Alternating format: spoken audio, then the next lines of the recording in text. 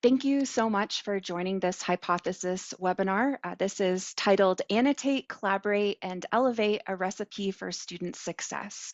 So we really appreciate you being here during such a busy time of the school year. A few housekeeping notes before we get started.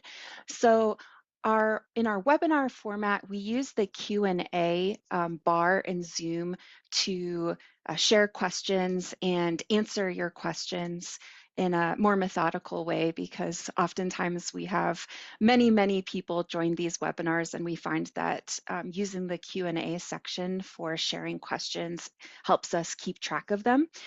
So if you are looking to share a question, do use that Q&A bar in the Hypothesis Zoom area. And if you have questions about that, feel free to raise your hand and I can try to clarify things for you. We also have closed captioning, so to see the closed captioning, you can enable it via the CC icon in the Zoom menu, which is located at the bottom of your screen. So do let us know if you have any questions about that. But I'm going to go ahead and get started. So just a little bit about me before we begin.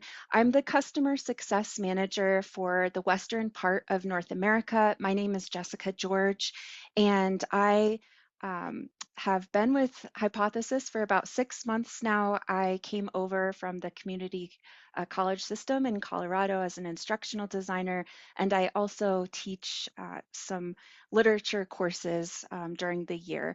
So a lot of these questions, challenges, opportunities that faculty are experiencing in their classes, especially their online classes, are ones that I've come across in my own classes too. So first, here is the agenda for the day, just to give you a scope of what we'll be talking about.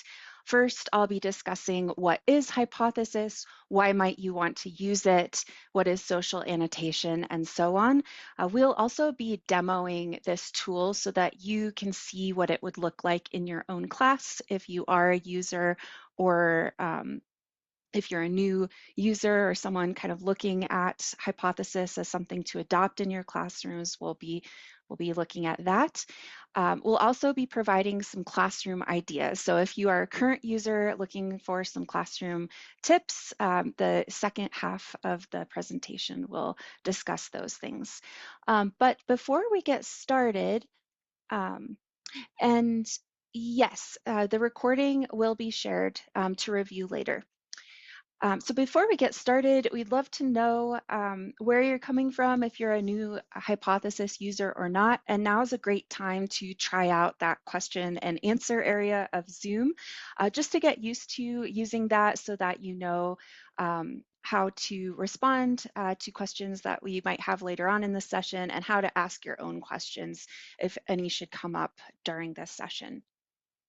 So would love to know where you're logging in from today, and whether or not you have used Hypothesis in your own classrooms, or if you would be a new user, someone kind of looking to explore this tool. All right, so the first question I want to start out with is, why does reading matter? And this is a question that is bringing a lot of us to this tool of Hypothesis social annotation. Challenges getting students to read, and challenges in motivating students to make comments and engage with their texts in the way that we know is really important for their effective learning. Here are some answers that I've come up with, and if you have other answers to the question of why does reading matter, feel free to drop that into the Q&A as well. So one of the reasons why college reading really matters is this process of knowledge acquisition. Much of the instructional content that we are delivering to our students is coming through text, and this could be reading PDFs, ebooks. With Hypothesis, I will also show you how you can have students annotate over YouTube transcripts. So some of that delivery of information is coming through video and multimedia and so on. So knowledge acquisition, really, really important, and one of the reasons why we want our students to be doing their reading. Another reason why reading is really important is developing those critical thinking skills that we know are crucial to lifelong learning. And we'll be talking a bit about how social annotation supports processes of metacognition, self-regulation and self-learning. So the ability to reflect upon a text, think about what we understand and what we don't understand about what the author is saying and writing. All of those activities can also be supported by social annotation. And then finally, and of course, this is not an exhaustive list, but we know that reading is really important for workforce readiness and for preparing students to advance in their careers. So things like literacy, digital literacy, crucial 21st century skills. And as I've been thinking about my own teaching, I've been thinking about how to talk to students about this question. So we kind of implicitly or assume that students know why reading is important, but I think reflecting upon this question and maybe even talking to them a little bit about these ideas can be helpful and can be a helpful transition into the process of social annotation as well.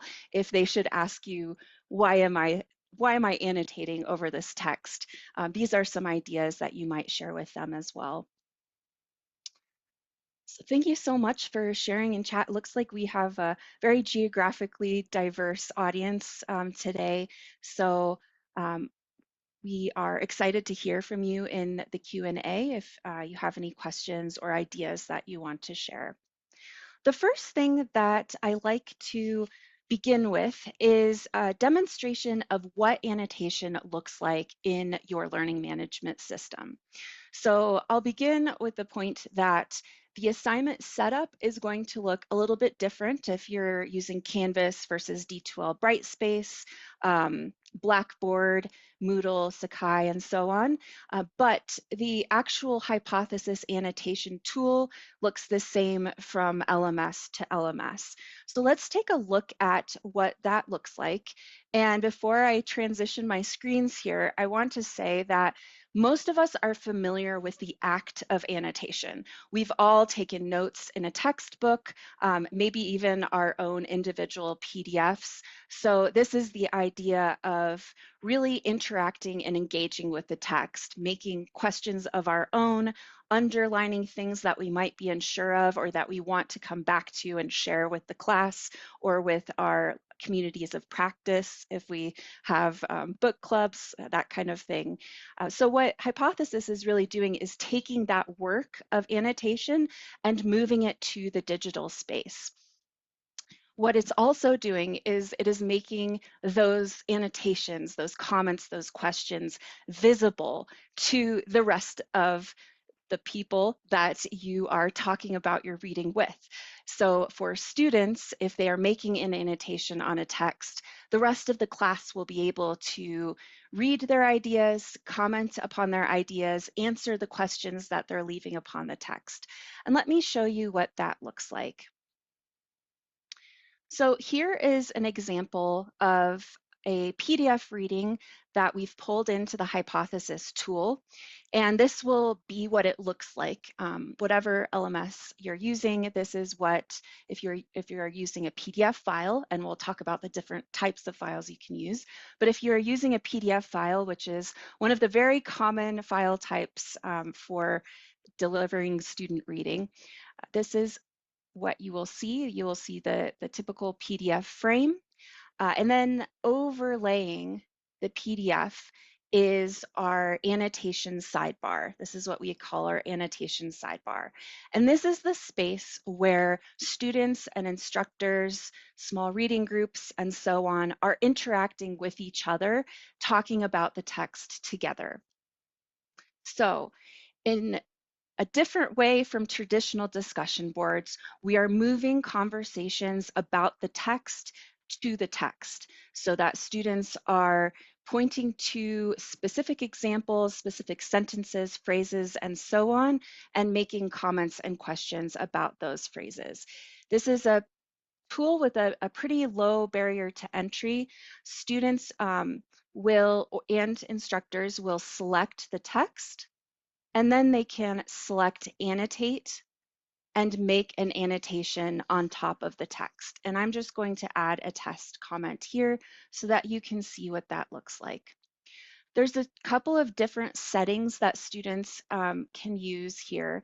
So the default setting is that the comment will post to the class. So students would need to post to their class by selecting this button once their comment is complete. But they can also use this tool for private self-study. So I can post just to me if I want only myself to be the person viewing my comment. So there's different ways to um, make your comment visible or not visible to the people that you're annotating with. There are also different simple styling in Markdown, which is the language that we use.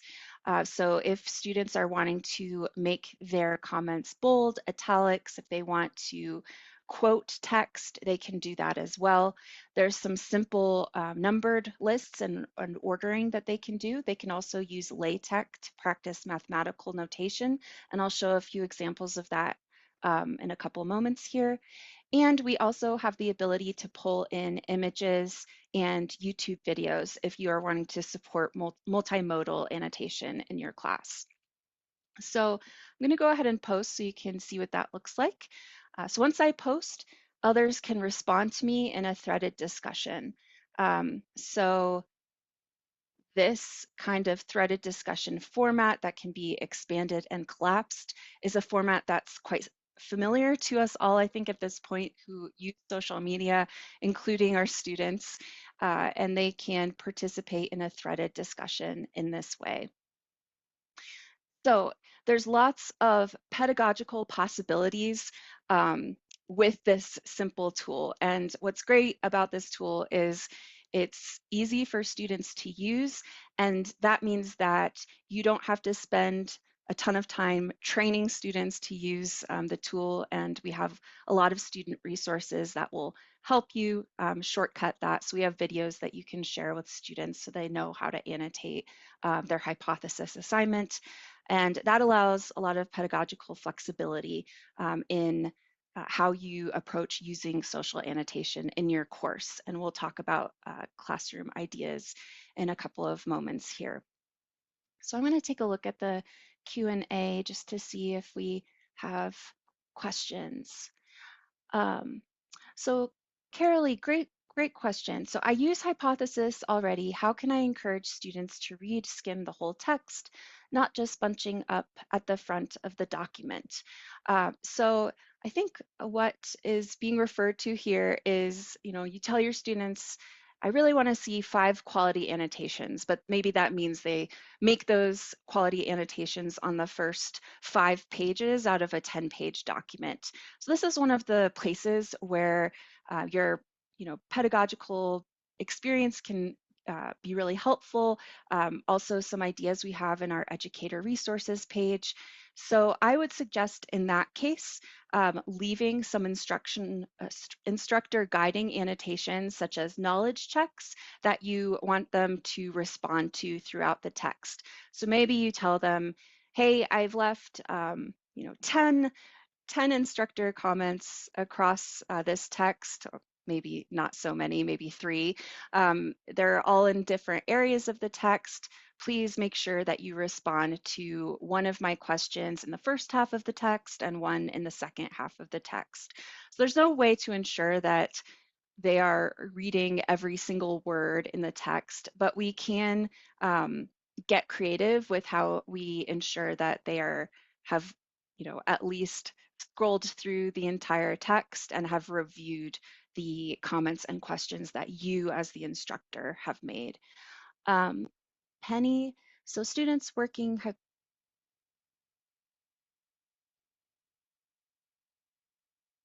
So Penny, I think what I hear you saying is asking about the visibility and invisibility of the tool.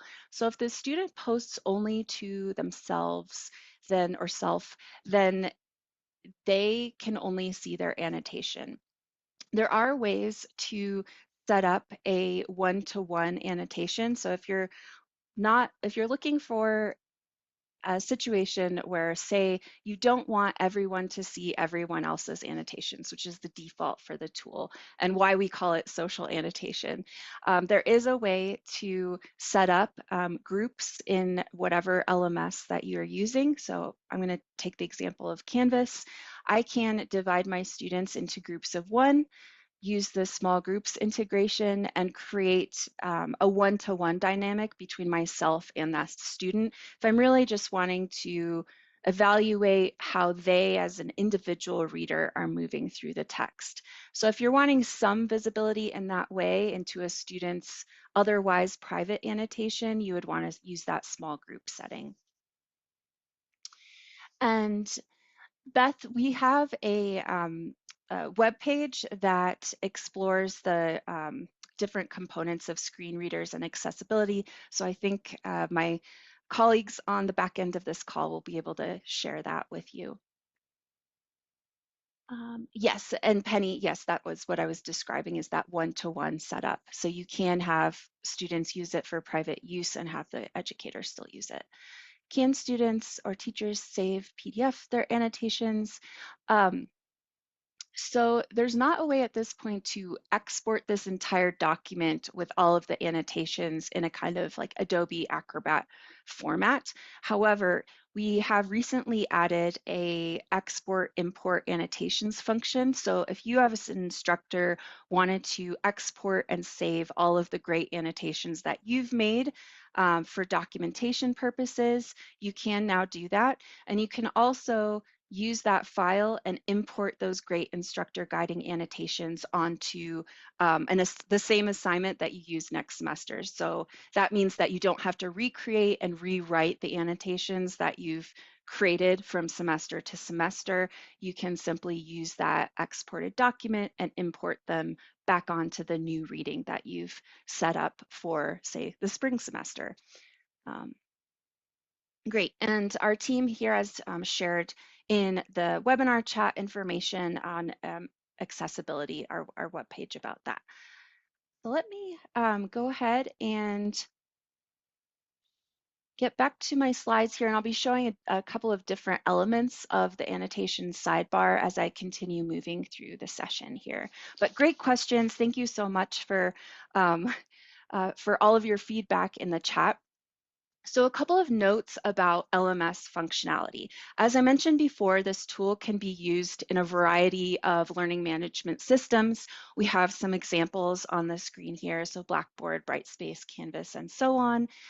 You can make your readings annotatable, as I showed a few moments ago. A couple of other notes about that LMS compatibility. We have gradebook integration, and when you are logging into Canvas, for instance, or D2L Brightspace, as a student, you don't need to sign into any other external tool. This tool is fully integrated in the learning management system through the single sign-on, so there's no backend setup that you have to support. You don't need to tell students to go register at a different site to use the tool. Everything is in that closed LMS environment and is integrated with your LMS gradebook, which is really great for time saving and also logistics, because we know it's hard to direct students to different places and get them to successfully register at different places and manage all of that information alongside the actual coursework we want them to be doing. So let's talk about why to use social annotation in your courses. I've given some ideas already, but I want to spend some time talking a little bit more about these ideas. So as I mentioned before, we find that hypothesis social annotation is a great way to support college reading by encouraging metacognition.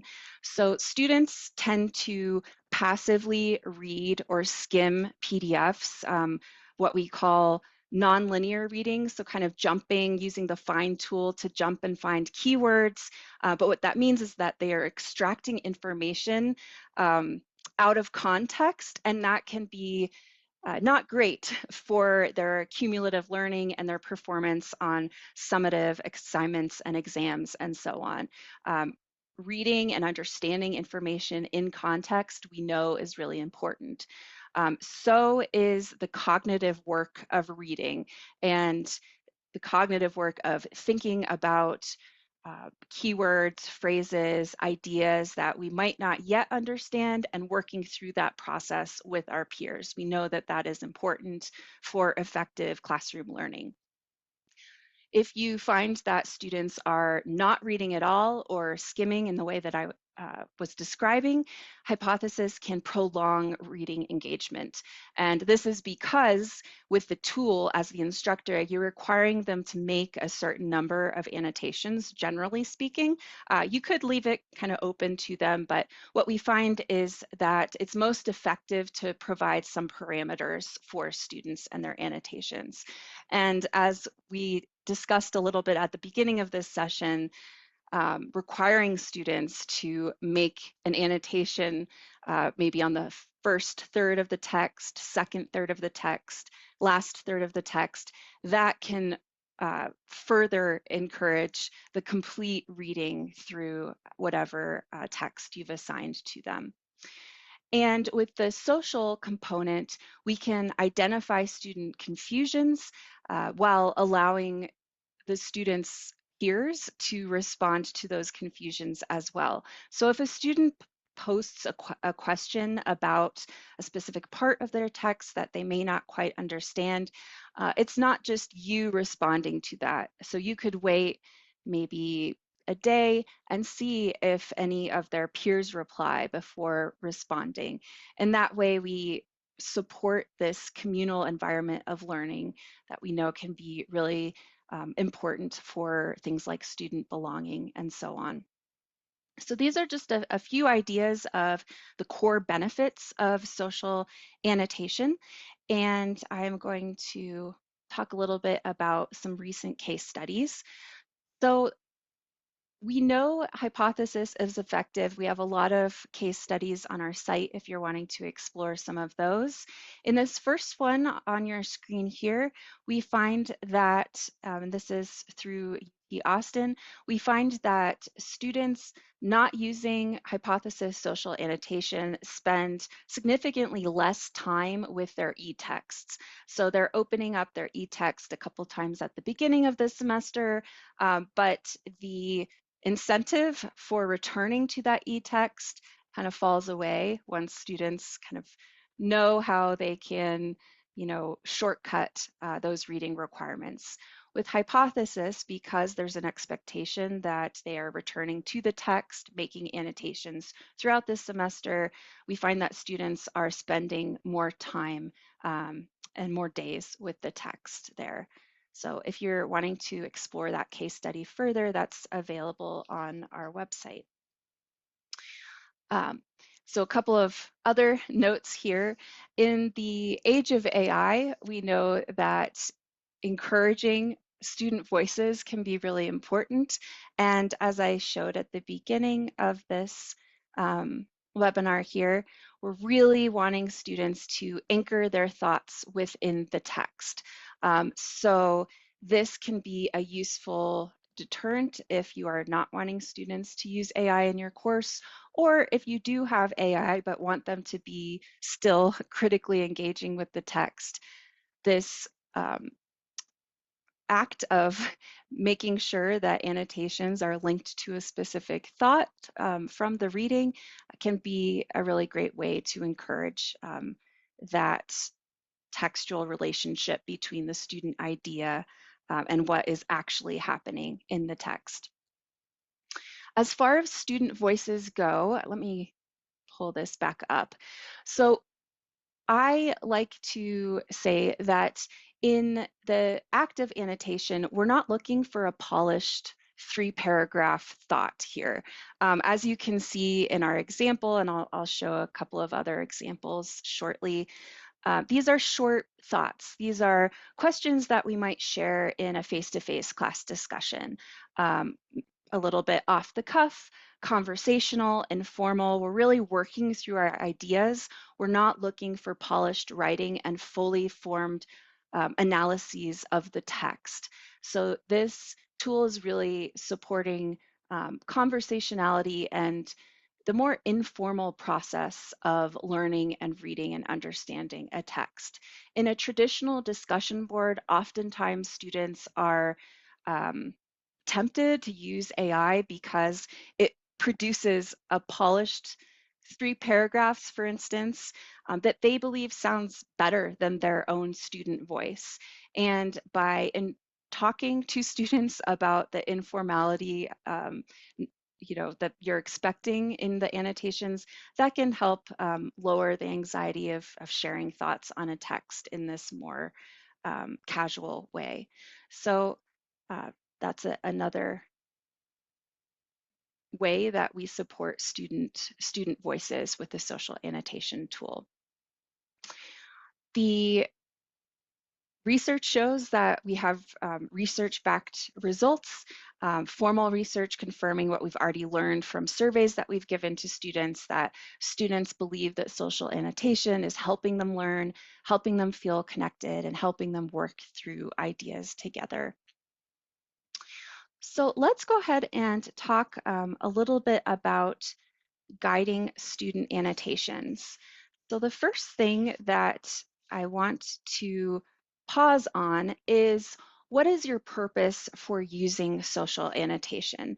And when we started at the beginning of this webinar, I posed the question of, why is college reading important? So I assume that part of your purpose is because you believe that college reading is important and you're looking for tools and strategies to encourage college reading in your classroom and support students in developing those critical reading skills that we know are really important to their learning. Just some tips here. As you are thinking about integrating social annotation into your course, you might think about assignment frequency, the types and lengths of readings that you are assigning, and your class size and modality. And I'll say that this tool is useful across disciplines, and I'm going to pause and talk a little bit about that now. So the first example that I showed was a business case study for a business course. We had our example students and example instructor sharing ideas about, the efficacy of the case study research, ideas about marketing, and so on in those threaded discussions. I wanted to bring up a few other examples, and this is also important in thinking about um, this slide, so the types and lengths of readings that you're assigning. Maybe for a business class, you have shorter case studies, but maybe for STEM, you have longer chapter readings that you're finding students just aren't working their way through, or even longer scholarly peer-reviewed articles that you think is important for them to read through. It's a genre they're unfamiliar with, and you're not sure how to motivate them through that reading. So here are some examples from other disciplines.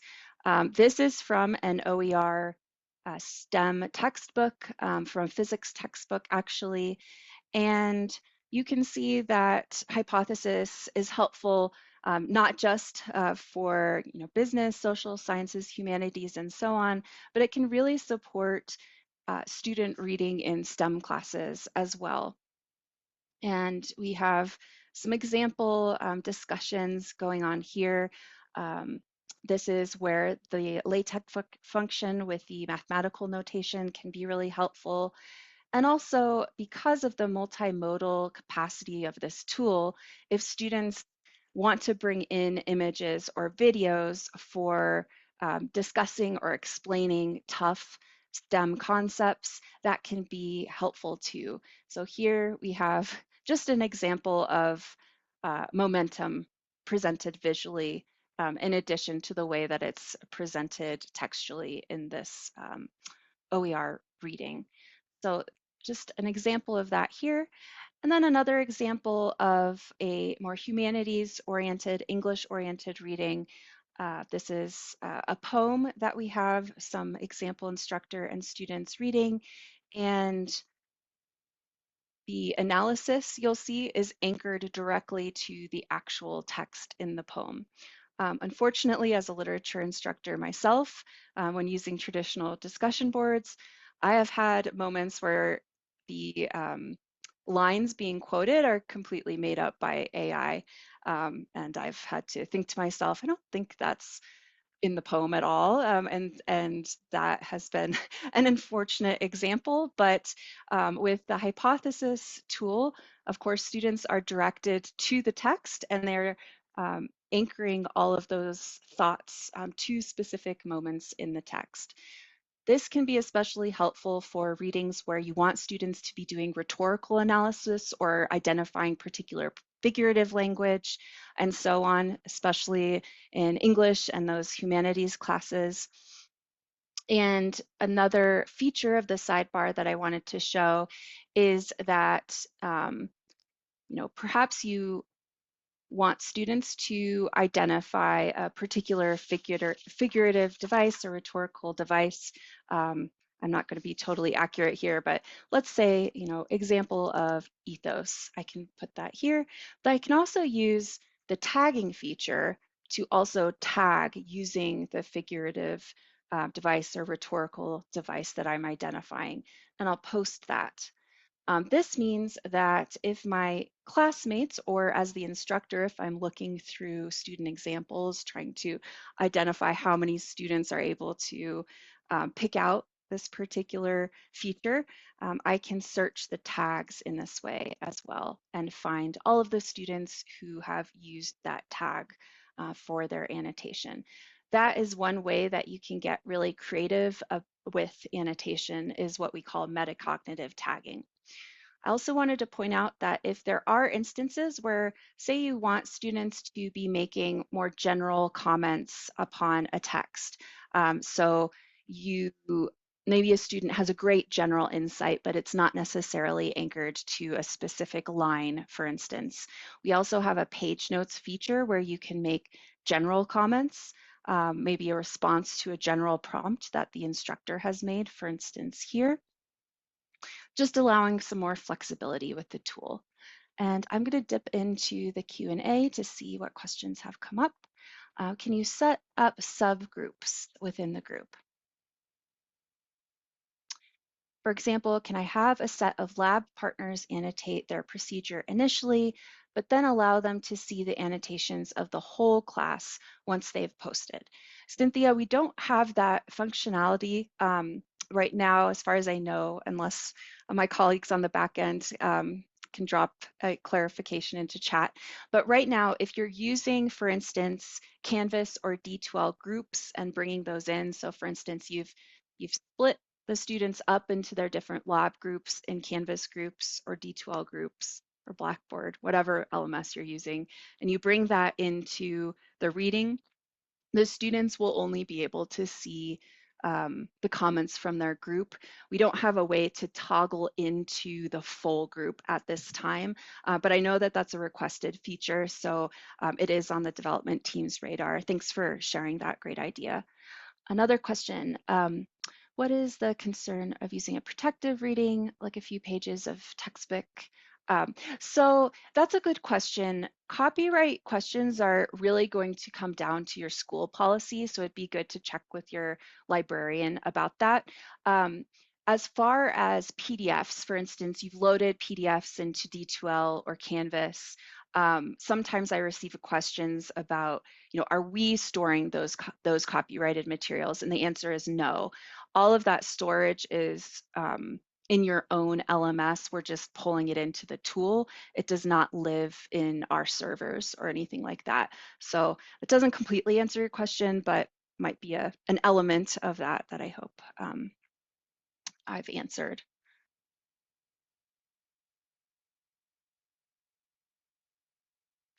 There's a question about searching.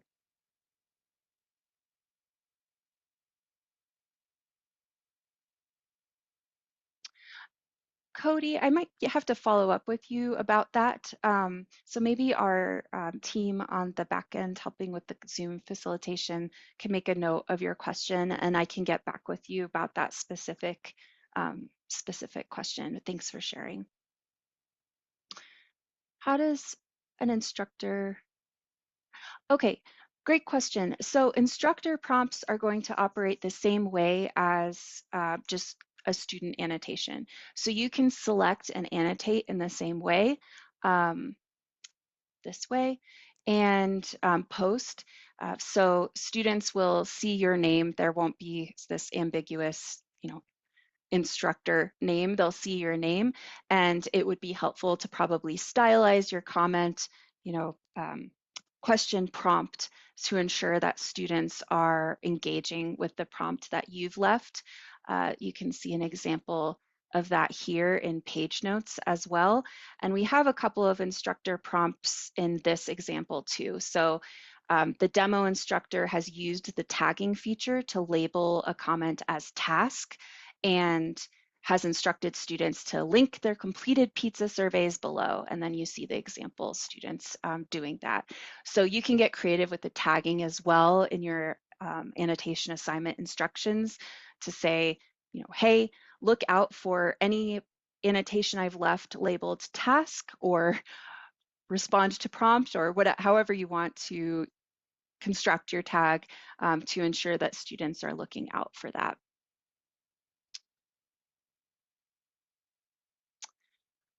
Brian, do students have access to the full list of annotations for an assignment?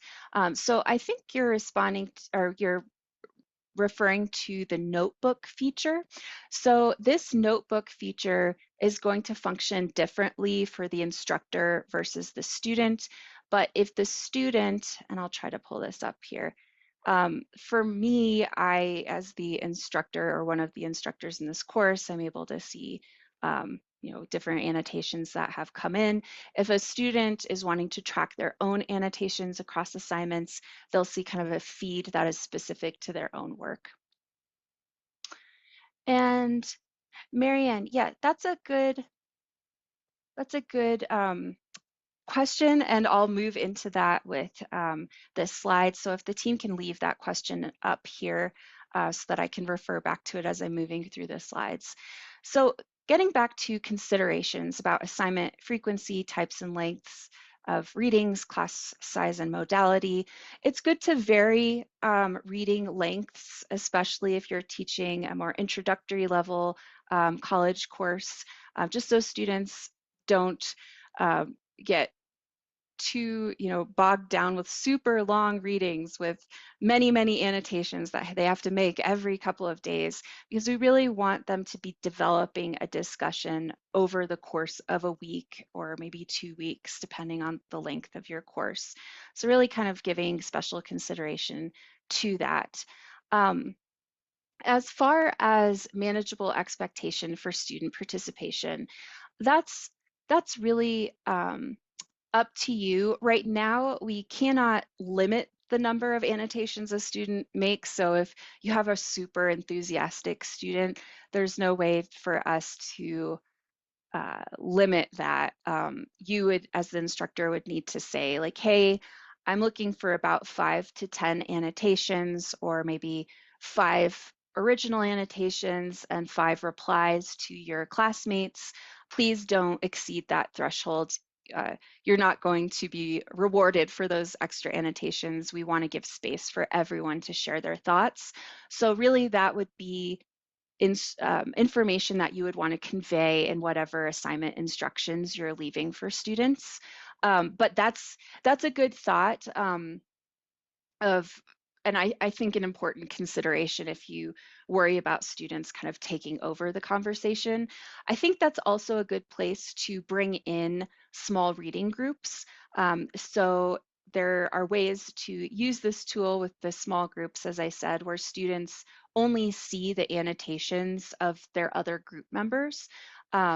And using participatory roles, as I think one of my slides gets to here, can be helpful for that. So ensuring that each person has a specific conversational role they're taking on, perhaps facilitator, perhaps they're responsible for making connections to previous course readings. That way, everyone has a specific responsibility that they're um, responsible for fulfilling, and uh, it ensures that students, stay within the scope of the actual assignment rather than, completely taking over the reading with their own thoughts, if that's what you want for the assignment.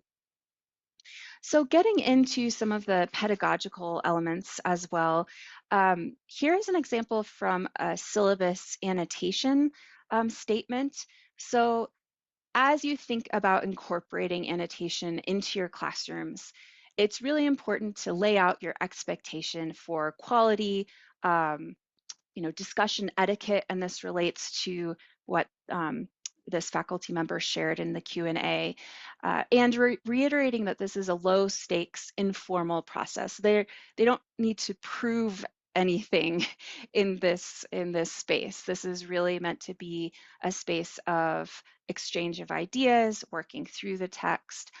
It's in most cases not going to be a display of cumulative summative knowledge, unless you set up the assignment in that way. So what we have on the screen here is an example of how you could share your expectations about annotations. In this case, the instructor has made annotations a pass-fail grade so that the students feel comfortable staying or making the wrong interpretation and leaving room for correction. In that way, as the syllabus statement says, the process of learning often involves making mistakes and being wrong, and reading through in this conversational space helps us make those mistakes together and learn together from those mistakes. One of the great things about this annotation process is that students can then go back to their reading several weeks later, say they're working on an essay or a paper, and use those conversations, those notes as a resource for forming those final thoughts about the text or the topic that they are exploring in the final project or final essay, whatever it might be. So here are some specific assignment ideas that you might bring in.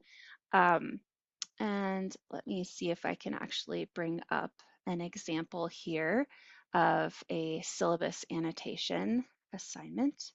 Don't think I'm in the right one here. Let me get back to my original demo environment.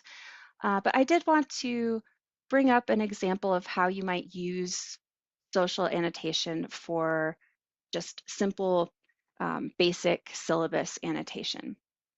So what you see here is an example of a syllabus that's been constructed on a Canvas page. So this is specific to Canvas, but it's basically an HTML page.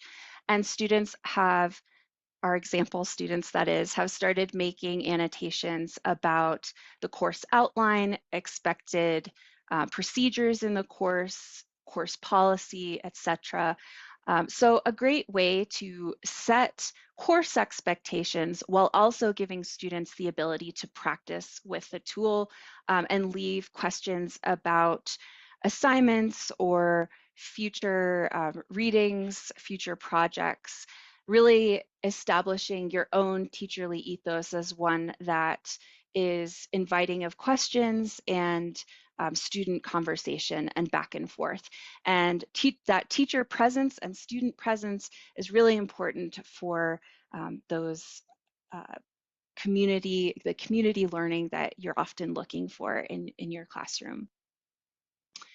We mentioned before that it can be really helpful to guide your students through texts. So say you have assigned a pretty dense reading in the past, maybe this is available conveniently as a PDF, and you've kind of left your students to their own devices. They show up to class and either haven't read the text or are completely lost. The hypothesis tool, as we showed, is a way where you can leave guiding annotations before they even launch the reading and go in there for their own annotation purposes. So that can be a great way of thinking about annotation. You can leave the reading open for questions, resources, and connections. This can be helpful for seminar style, maybe upper level undergraduate or even graduate courses where you do kind of leave students up to their own devices. You're not leaving guiding annotations, but you're kind of seeing where the conversation flows from the comments and questions that students are leaving. This can be a great way for self-directed learning as well, or kind of student-centered learning is probably the better concept that applies here. One of the ideas I have written down here is encourage knowledge co-creation. So there's a great assignment idea that has students actually referencing and citing discussions that they've made on previous course readings, using these exchanges as the basis for analyses that they refer to later on in future essays and writing projects and so on. I love that idea. I've not done it myself, but I think it's a great idea. And you might check out our Liquid Margins podcast for other faculty ideas for annotation. As we mentioned before with STEM classes, you can really support students' understanding of these more difficult technical language that they may be unfamiliar with. You can use the different features of the annotation sidebar to help them clarify notation and syntax, and also bring in outside clarifying information as we showed. So here are a couple of examples here. Clarifying notation and syntax in a discussion of a mathematical text, translating technical passages. So we have an example student explaining how or what the text is actually conveying here. So that can be a great practice for students as well. I mentioned course syllabi already, but you can also annotate course documents like instructions or study guides. Again, in the same way as you can do with the syllabus, clarifying expectations for an assignment or policy, and ensuring student understanding before they actually begin that work. I'm going to go ahead into Q&A again, just double check I haven't missed anything. All right, I think we have all of those answered so far. So a couple of more ideas. This can be a great way to address some of those challenges that you might be encountering with AI. I mentioned before that we're looking for conversational work to be happening in the margins with the social annotation, really building a community of knowledge creators. So not looking for AI, for instance, to produce that knowledge for us so that we can present the illusion of understanding, but actually seeing ourselves as students creating knowledge with our peers through social annotation. And we're looking for all kinds of student voices. Sometimes, or most of the time, AI can flatten the person's voice who's prompting it for certain information. But with social annotation, we're looking for different styles of writing, that kind of thing, and that's something to remind students of as they're using the text. We find that social annotation can really help with self-efficacy as well. So at the beginning of this session, we talked about why college reading is important.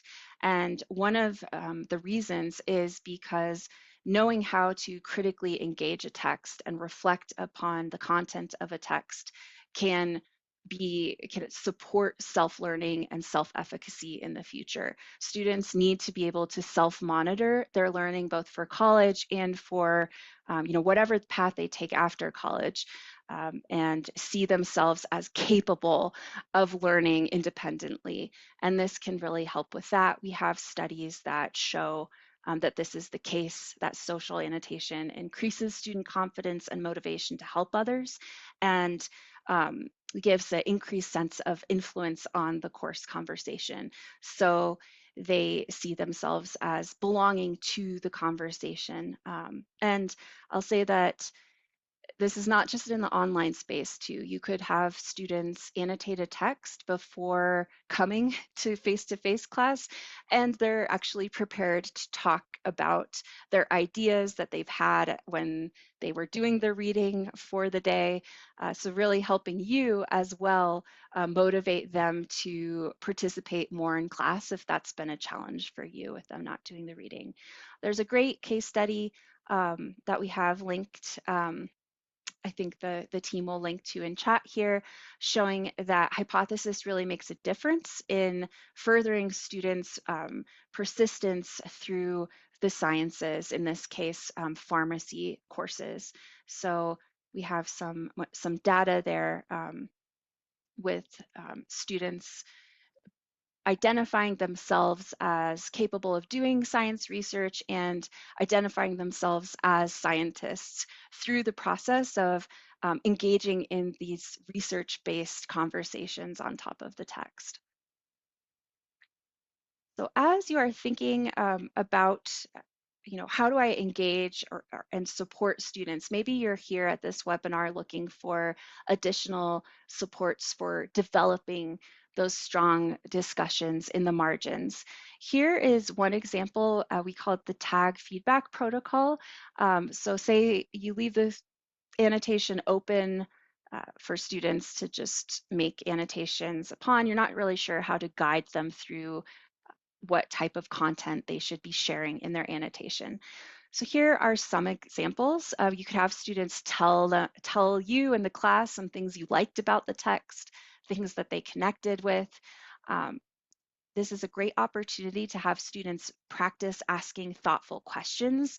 So, uh, engaging in with their peers in a scholarly manner. What did you mean by X, Y, and Z? Or what did the text mean by X, Y, and Z?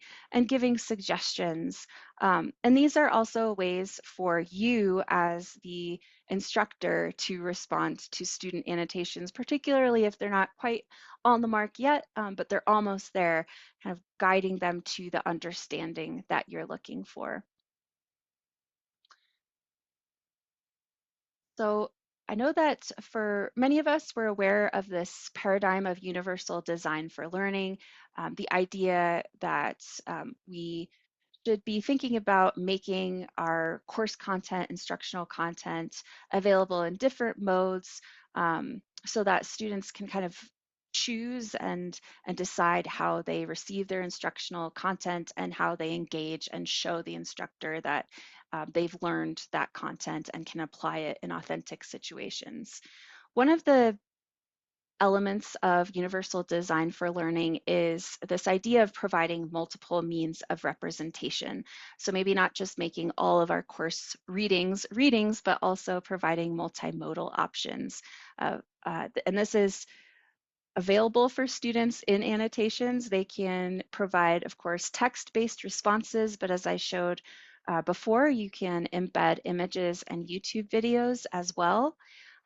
Really giving students the opportunity to decide for themselves how to engage with the text, whether it's a reading or a video.